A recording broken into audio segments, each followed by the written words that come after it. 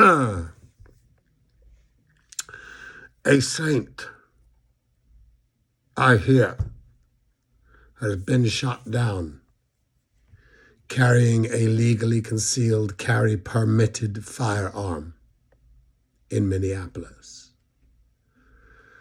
Unfortunately, the legally licensed firearm owned by the man, a nurse who saves lives, cost him his.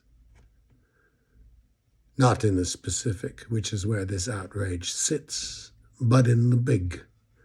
As Charlie Kirk said, the price of the right to bear arms is a few deaths. And we know what happened. Being English, I might have allowed myself the notion, on the streets of England, the notion of the decent cop. They are unarmed, and they might find themselves dealing with a decent public, unarmed.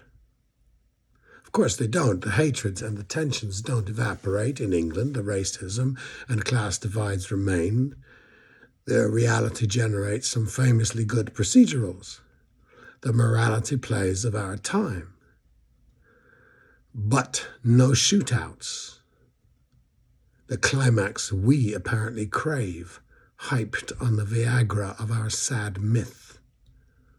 Of course, repealing the Second Amendment and disarming the police leaves us human still, and it has certainly raised the IQ of screenwriters.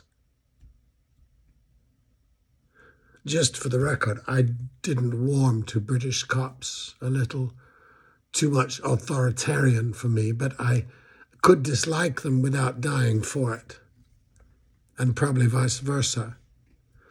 The discussion here is ridiculous. It cannot be had with guns and amendments in the mix. We live in the tyranny of guns. The tyrant is unnecessary. The presumption of this sickened amendment is a horrible one. We know, we should know the backstory, but the consequence of a law enforcement lethally armed amongst a population legally and lethally armed is so obvious. Quote, sometimes I see your Jesus leaning on a gun. Jonathan Ross's defense, she wanted to kill me with her car. Do they really think we want to kill them? The Icers? Do we? Or are they told that? Maybe we should try talking. I imagine that if I was given a gun as the standard issue tool of my work, I would assume that the streets I patrol are full of people wanting to kill me.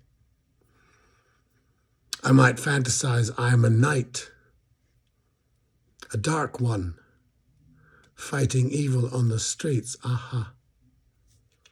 I have lived in many places all over, and never on these evil streets we seem to need to fantasize. ICE members might be unusually unintelligent. My community likes to rely on that worldview, which is sad and hopeless. But the quickest road to fascism is armed police working in an armed polis. That indeed is stupid.